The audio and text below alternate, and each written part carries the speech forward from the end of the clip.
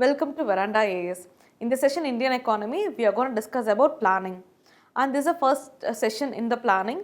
So in the entire sessions about planning, we will be discussing about the origination of the planning commission and why we went for the planning and what are the advantages and what are the achievements of the different 5-year plans we will be discussing. And after that we will be discussing why the planning commission has been scrapped after the 12th plan period and why we went for Niti Aayog. Is Niti Aayog successful in performing its functions? So these are the things that we are going to discuss in all these sessions. Okay. So in exam point of view, first in preliminary examination, they might ask you question like which plan period has what is the outcome or what a significant event that happened during the plan period can be asked in the examination. Again, in terms of mains examination, if you take, they might ask you questions regarding like again issue based. Okay, so what are the issues associated here? One is why we went for scrapping of the planning commission, what is the features of Niti Aayog and is Niti Aayog performing its functions? Is Niti Aayog successful in implementing what it has been created for? So all these things will be discussed here. Okay, so in this session in particular, first we will start with the origin of the planning commission. Okay, so here we will be discussing about the origin and how different people came out with the different plans, that also we will discuss in this session. Okay, so first let's start with what is planning. Okay, so as I said in 1947, okay, there are a lot of challenges that has been faced by our national leaders. So as they are facing a lot of challenges, like what challenge they did not. So what are the challenges? They are facing economic challenges, like they need to improve the agriculture sector, and they, as lot of people depend upon agriculture, they need to shift a lot of people from agriculture to industries, and they need to develop the industrial sector as well, isn't it? And the service sector was not known, so entire global was thriving on this started, so we also need to focus upon, isn't it? Then to welfare of the people, because during independence what was happening in 1947, a lot of communal riots was also happening, isn't it? So communal riots, they need to control the communal riots and they need to give health for the people, health facility, then education. So there are a lot of things that they need to give to the people, isn't it? But how much resource we had? We had very less resource, and even the Indian economy was left with like very meager money in the exchequer, isn't it, when the British was leaving. So now Indian government need to plan ahead so that they can resolve all these issues. Okay, so moreover, Jawaharlal Nehru, our national leaders, strongly believed in socialism, that is equitable growth and also equity in its, equity should be the principle of growth. Okay, so we went for these kind of planning in India. Okay, so first let's see what is planning. As I said, we have very less resources, and we need to handle these challenges. So for that we need the planning. Okay, so what is economic planning? The major, that is the making of major economic decisions. Okay, what and how much is to be produced and to whom it is to be allocated by the conscious decisions of a determinate authority. Okay, so how much needs to be produced and for whom it needs to be produced, for that a conscious decision needs to be made by the determinate authority. Here they are not saying it is government or private, they are saying determinate authority, that is it varies from nation to nation, isn't it? In India, the decision is taken by public and private, what needs to be produced and how much needs to be produced. But in some countries like China, who is producing, who is determining what needs to be produced? It is determined by the country, isn't it? That is by the government. In China, it is completely determined by the government, but in case of India, it is determined both by the government and the market. Okay, so on the basis of a comprehensive survey of the economic systems as a whole, so that is based on the earlier status, we will be taking a decision for that, how the plan need to be made so that we can achieve a target. Okay, so the planning is not just only for achieving the target. Okay, whenever we speak about plan, we speak about only the achieving the target. It's not only that, but also to ensure that the growth is, as I said, it is so much should be equity, and also the equity, like everyone needs to get the benefit of the growth as well. Okay, that is the main objective of going for the planning.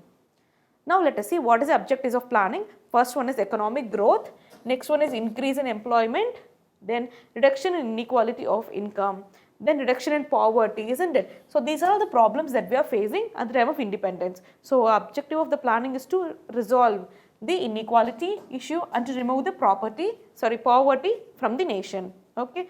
Next is modernization of the economy, because we have very less resource. So we need to plan how we are going to modernize, in what sectors first we will start modernization. So we, all that we need the planning. Okay. So then ensuring social justice and equality. As I said, planning, main purpose of the planning is to achieve the target. At the same time, the primary objective, the core of the planning is to for achieve social justice and equity as well. Okay. So now let us see the classifications of planning. That is, the planning is classified based on who is doing the plan, or it is classified based on the region for which it is planned. First, it is regional planning. For an example, if the planning is done for one state alone, example Maharashtra, it can be regional planning. Or in case if the plan is done for entire region like Asian nations, okay, again that can be called as regional planning. That is the particular area. Okay, then it is national planning, means as an entire nation. When we are going for a plan for like India, China, okay, or any kind of countries like US, we go for national planning. Okay, so that is a term that is used for planning, or USSR. Okay, next is imperative planning. Imperative planning is nothing but, see, as a name suggests, imperative, that is, it's so much authoritative, isn't it? So generally what needs to be produced in the market is determined by the whom. It is determined by the government here. Okay, so what needs to be produced is determined by the government. Imperative planning. Next is indicative planning. Indicative, from where you are getting the indication? You are getting the indication from the market. Okay, so in indicative planning, the planning is formulated based on the signals or based on the outcomes that is given by the market. Okay, so these are the four various types of planning in India. So now let us see the history of planning in India. So that is before independence, what happened. Okay, so first our great leader Dadabhai Naoroji, he wrote a famous book. Again, this can be asked in prelims. That is, who wrote this book? Poverty and the Un-British Rule in India. Okay, these are the books that you will be studying in detail in history. Here also you can cross link and you can memorize this. That is, Dadabhai Naoroji wrote a book, that is Poverty and Un-British Rule in India. Here he came out with a beautiful concept, that is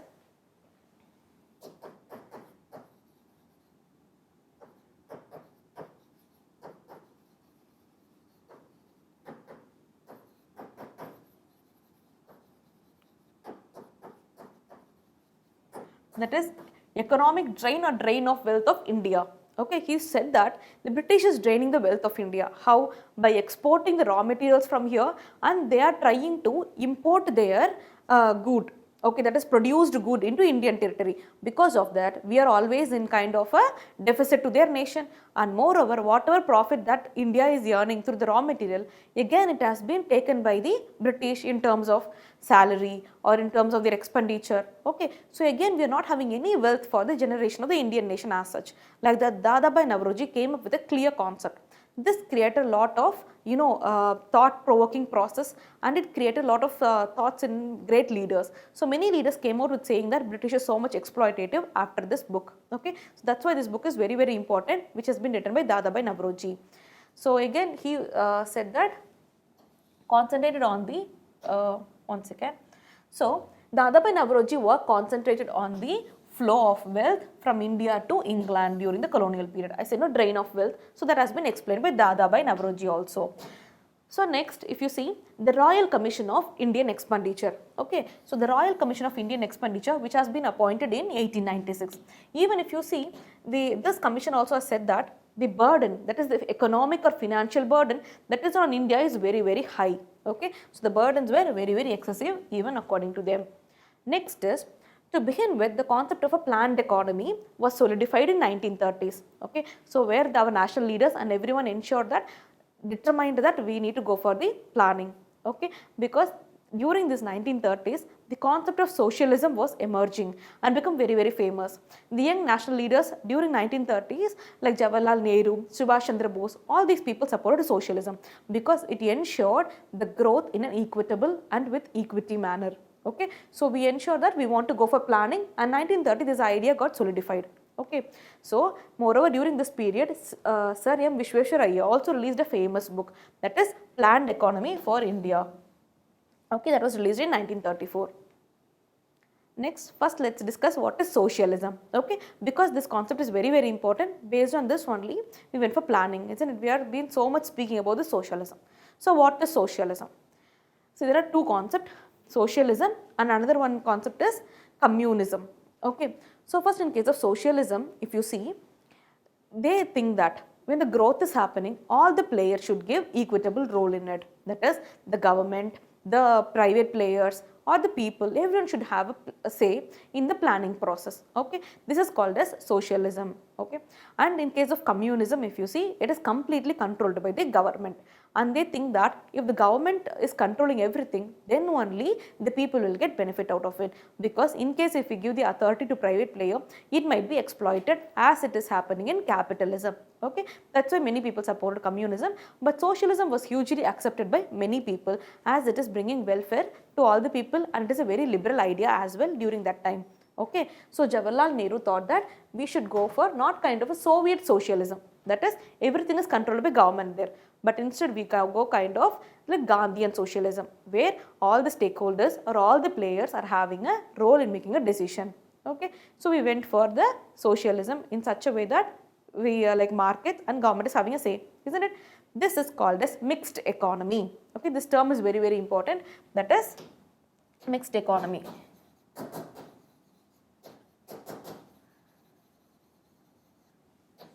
Okay, so in mixed economy, the economic decisions are made by the government in a combined way with the private as well. So they both will be participating in making the decision or in the production activity or in the economic activity. Okay, next is India would be a socialist society with a strong public sector. That is what I said, public sector, and also with the private sector. Okay, both should be participating in that. So public sector and also a private property, and democracy of the government would plan for the economy with the private sector being encouraged to part of the planning of it. Okay, so in such a way the economy has been planned. Next is, this has been further emphasized in the Industrial Planning Resolution of 1948 and has further been propounded in the directive principles of state policy, that is in our constitution also. This idea has been encouraged again and again, because here they have set in directive principle of state policy that even the private should be given adequate opportunity and welfare of the states need to be maintained, and the responsibility lies with both the people, that is the government and also the private. Okay, so based on that again we went for the planning, that is social planning. Okay, so next is in 1950 the planning commission was set up with the prime minister as its chairperson. Okay, this question can also be asked in prelims. In 1950 the planning commission was set up with the prime minister as its chairperson. Then the era of 5-year plan had begun. Okay, so now we will see in 1950 the planning has begun in India. Okay, so before that, that is from during the British period also, many people have come up with a new idea that how the India should be, how we should plan for India. So many people are highly enthused like how they are going to plan for India. Okay, in such a situation, first is M. Vishvesvaraya plan. Okay, so what he has given, what is his idea? Let us see. See, Vishvesvaraya is an engineer from Karnataka, and he was a highly enthused about the India's growth as well, and he was contributing so much of to the planning through the various articles. So in his book Planned Economy in India, okay, in his book he has said that development of India can happen in 10 years. That is, we can revive the Indian economy within 10 years. That is, we need to shift labor from agriculture to industries. In case if we can do this, and we can double up the national income in 10 years, okay, according to M. Vishvesvaraya. Next is Congress plan. That is, in 1938, the National Planning Commission was set up. Okay, during this 1938, it was Subhash Chandra Bose who was heading the Indian National Congress, and that session was headed by Subhash Chandra Bose during 1938. Under that session, it was decided that we need to go for National Planning Committee. Okay, and this committee was headed by Jawaharlal Nehru. Okay, again this is a preliminary question can be asked from this because it is a significant event. But what happened, however, the reports of the committee could not be prepared because there were a lot of turmoil was going at that time. So we couldn't prepare the reports of the committee could not be prepared, and only for the first time in 1948-49 some papers came out of that committee. Okay, so few reports came out only during this time from that committee. Next is Bombay Plan. See, as the name suggests, Bombay means it is industrial area, right? So a lot of industrialists came together and they gave their plan. In which year? In 1944. So as these industrialists came and gave the plan, it is called as Bombay Plan. Okay, so who are all the main leaders is like J.R.D. Tata and G.D. Birla were some of the important personalities involved. So they prepared a memorandum, that is a brief memorandum outlining a plan of the economic development for India. Okay, so under this they said that we need to focus much on the growth of industries. Okay, and these people also did not neglect the agriculture. They said, right now it is important to move some people from agriculture to industries, but we need to give priority to industry, as the growth in industry can ensure that the growth will happen in agriculture also. Okay, they thought that we need to go for more kind of mechanization of agriculture. So they did not neglect the agriculture. They said, if we focus on industry, that would automatically bring growth in agriculture. Okay, so their plan was in such a direction. Okay, so they envisioned that doubling per capita income in 15 years. Okay, and tripling the national income during this period. So we can triple the national income during this period according to their plan, was their idea. Okay. Next is British attempt. Even British took lot of steps to bring planning in India. The first is in August 1944, the British Indian government set up the Planning and Development Department. Okay, they set up the Planning and Development Department in 1944. So under the charge of this person, name is important, that is Ardeshir Dalal. Okay, so under his head we have set up this department, but this department was again abolished in 1946 because they thought that this department is again giving a wrong kind of signals to the people during the national struggle. So again this department was abolished. Next is Gandhian Plan. So the plan was put forward by Sri Sriman Narayan in 1944. Okay, he was an ardent follower of Mahatma Gandhi ji. So he thought that he also had a vision for the Indian planning. So who was he was a principal of the Wardha Commercial College as well, that is Sri Sriman Narayan. Okay, so his plan focused on the immediate basic needs. Immediate basic needs in the sense he focused much on the agriculture sector, and he said that these needs to be prioritized and need to be filled within the first 10 years according to him. Okay, next is Sarvodaya Plan. He was also an ardent follower of Mahatma Gandhi ji. So his plan came out in 1950. Okay, and he said that it was drafted by Jayaprakash Narayan. This plan was drafted by Jayaprakash Narayan. Okay, now it is focused on agriculture and small scale industries, as Mahatma Gandhiji's idea is also to focus much on agriculture and small scale industries, because Mahatma Gandhiji was very much sure that India is a land of villages. So to ensure that villages are coming out of poverty and they are self-sustaining themselves, we need to focus in the initial days of planning on the agriculture and the small scale industries. Okay, because people can easily involve in these kind of activities, and as all these industries are going in the future, India would attain the growth path. Okay, there is a wonderful correlation between Gandhian ideology and Chinese growth model, that while I'm explaining Chinese growth model, I'll say you guys. Okay, next is economic planning after independence. That is, All India Congress Committee founded the Economic Program Committee. Okay, so they founded the Economic Program Committee, that is EPC, shortly after India's independence in 1947, with Jawaharlal Nehru as its head. Okay, now this committee was tasked with devising a strategy, isn't it? So they made a strategy how the planning needs to be done, what should be the partnership, like how what should be the role of government, what should be the role of private, has been determined by this committee. Okay, so this committee advocated the formation of the Planning Commission in 1948. Okay, so we have come to the end of the session. In this session, we have discussed about the important points in the economic planning.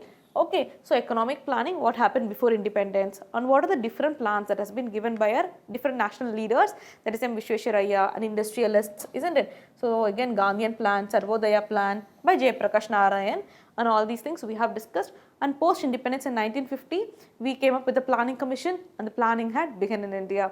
So with that, we will see you in the next session. Thank you so much for listening.